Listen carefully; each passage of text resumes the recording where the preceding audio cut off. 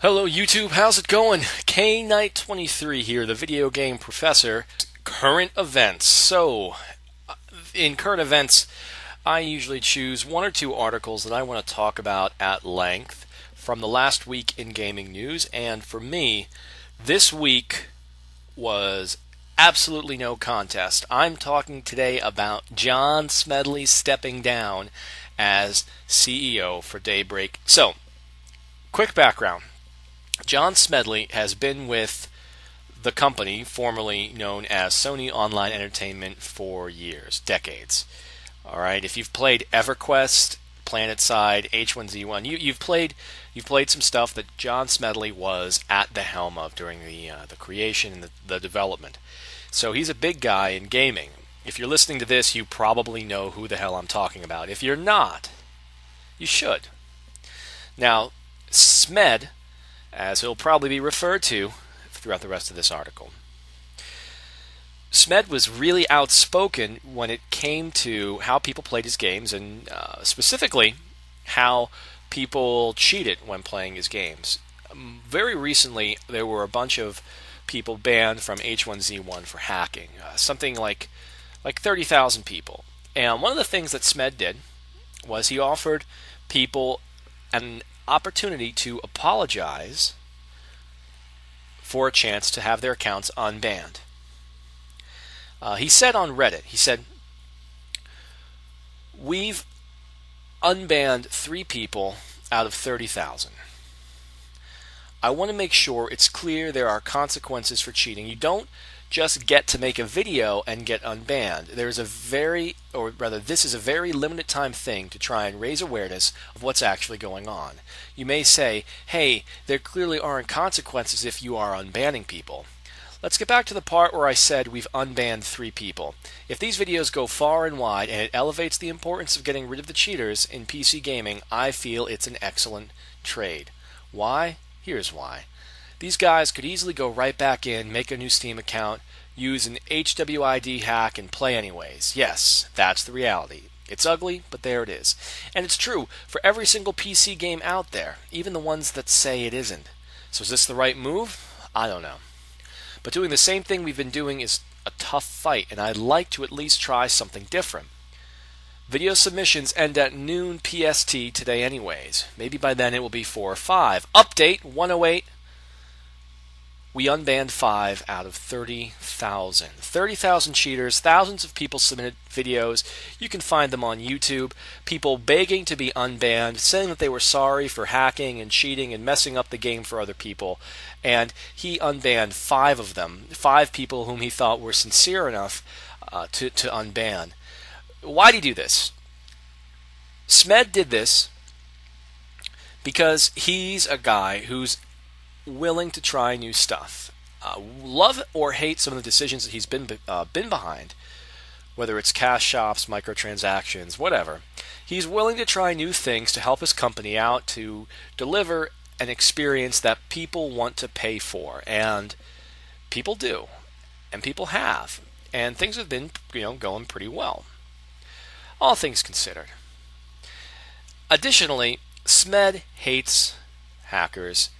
Smed has a really complicated relationship with a lot of hackers, specifically the Lizard Group, whom have targeted him consistently. Have targeted the PlayStation Network, lots of gaming companies, but they've went after Sony hard. These people have doxed him.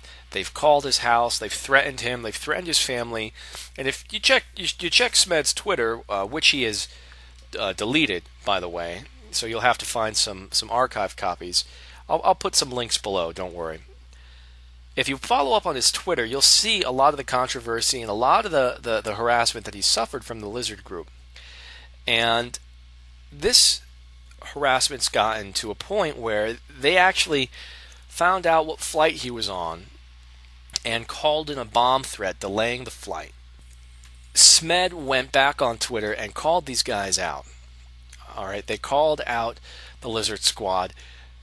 He says, in response to Julius Z. Kill, Kivimaki, however the hell you pronounce his name. He says, that was a piece of garbage that brought my plane down. That was the piece of garbage that brought my plane down, leaked my information, and did all kinds of other crap to me. It's important to note he was convicted of crimes that had nothing to do yet with the PSN DDoS over Christmas. Yes, he was a part of that. And he still has 15 other criminal cases awaiting prosecution in Finland. I may go after his parents in civil court too, little dirtbag. So stay tuned, because at what security, here's his Twitter address. He's a sociopath and will get what's coming to him. What they won't tell you is he did time in jail already and got his ass kicked hard inside. At what security? Tell us the story, Julius. The FBI nailed this guy literally immediately. It took the Finnish government a long time to catch up. I got to talk to this dirtbag once when he called and pretended to be someone else. I also got to listen to the entire conversation between him and American Airlines the day he called in the bomb threat. His parents need to be held accountable for his actions in addition to his going to jail. At what security? So I'm coming for you, Julius. This is just his first conviction, which makes him a convicted dirtbag. Next time, he won't get suspended sentence. Now, what he's talking about is Julius received a suspended sentence. He got off what some might say a little light. The Finnish courts sentenced 17-year-old Lizard Squad member Julius today, but Daybreak's John Smedley isn't having any of it.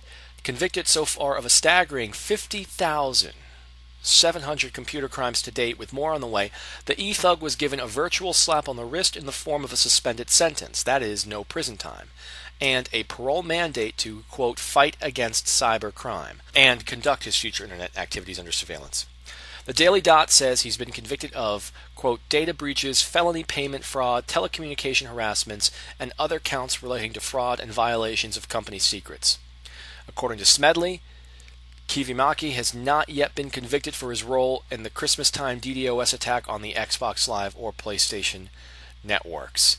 So this guy, who should serve about 15 plus years for the crimes that he's committed, is basically receiving a 2-year parole, and he's being given a gig to work for the government to prevent future crime like this from happening. So regardless of the fact that he's considered a minor, regardless of the fact that it seems highly unlikely that anything else is going to happen to this guy, who knows, but he doesn't seem too worried about it. He doesn't seem too worried about it at all. Now, this is what he said. He said, all the people that said we, meaning Lizard Squad, all the people that said we would rot in prison don't want to comprehend what we've been saying since the beginning. We have free passes.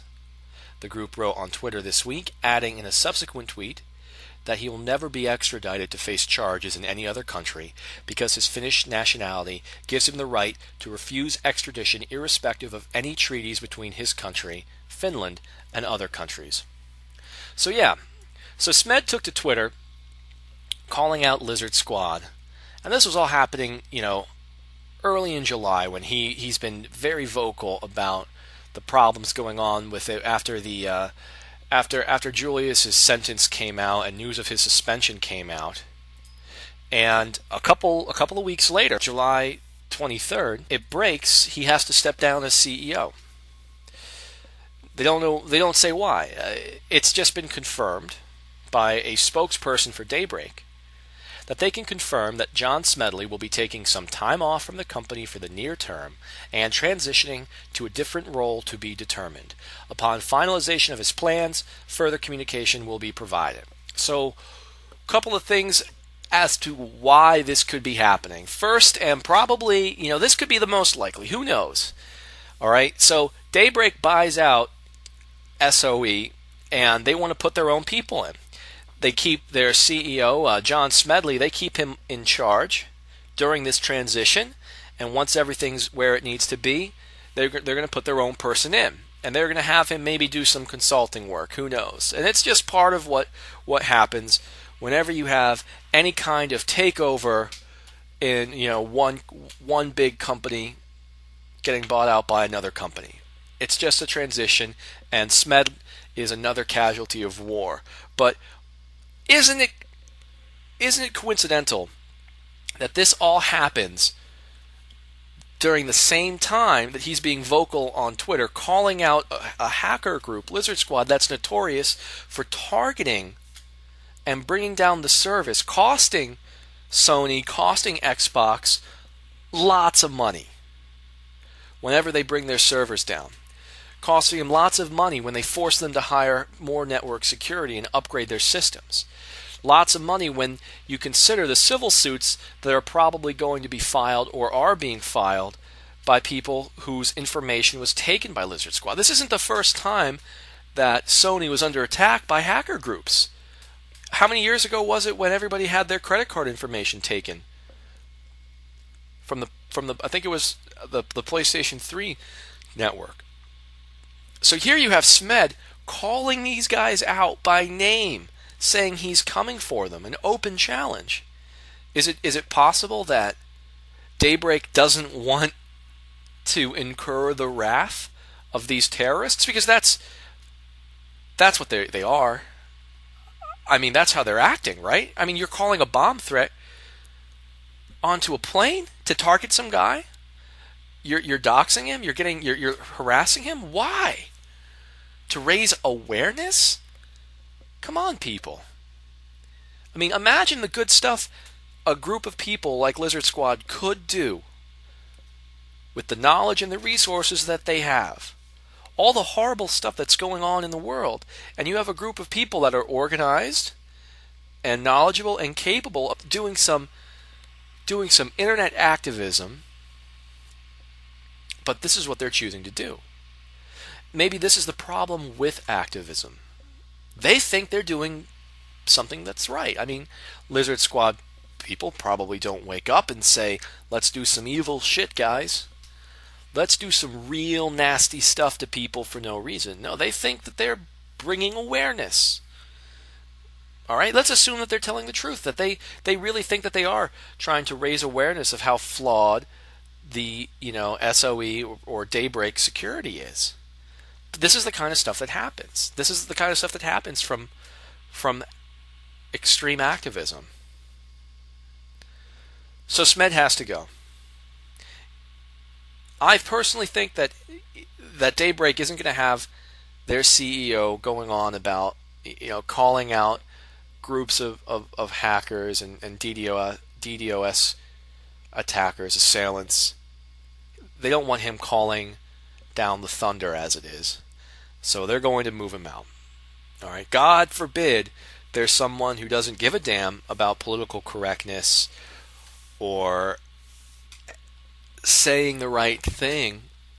God forbid there's someone who speaks his mind even if it's unpopular. And I don't agree with a lot of stuff that Smed says or that he does, but I respect him for being able to say what he wants to say, knowing full well that he's going to be targeted. I don't feel bad for Smedley for having to step down, because he's too smart of a guy to not know that his voice would have this kind of reaction, that he would be probably asked to step down, to resign, and to transition.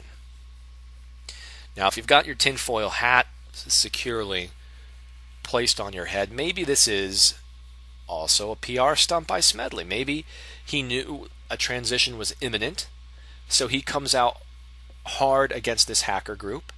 He's got people talking about him, so maybe he is going to ride this publicity into some other project. Maybe in a week or two we're going to see some GoFundMe account or a Kickstarter for a new game by John Smedley and company, and he'll land on his feet. Not that he won't. All right, this guy's fine. He's going to be taken care of. I'm not worried about him or his family or his kids. They're going to be okay. They're going to do okay. It's just really upsetting when someone is forced to step down, forced to leave, because what appears to be the intimidation tactics of a group of activists at best, a group of bullies and thugs at worst. Why? Because Daybreak wants to save their bottom line. So there you have it. This is how the terrorists win. They target the infrastructure. They target the pocketbooks of the people who are able to make decisions. They want to get Smedley out of the way. They don't have to attack Smedley directly. They just have to provoke him enough, give him enough of a length of rope so that he can hang himself on it. Get him pissed off enough to where he says a bunch of stuff he doesn't get him pissed off to where he says a bunch of stuff that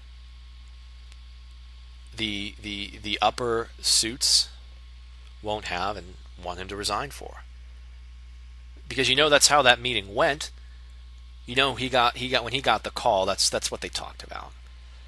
You can't be saying this stuff. You can't be provoking these hackers. It's bad press. How dare you? You need to do something else. That's what I think happened. That's what I'm afraid happened. I hope it isn't. I hope it was all some great and agile political maneuvering on Smedley's behalf, but it really, really looks like that in this new age of political correctness, that Smedley, who's given us 20 plus years of great games,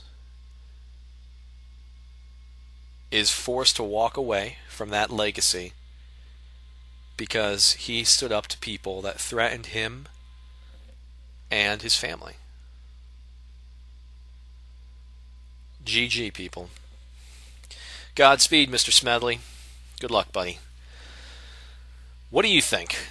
You think this is all just some kind of crazy conspiracy? Do you think that Smedley was being told to leave because of his tweets against Lizard Squad? Or do you think that it was, as I said, just part of the marching orders of Daybreak and it was time for Smedley to transition to something else?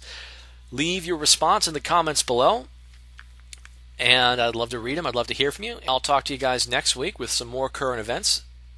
Take it easy.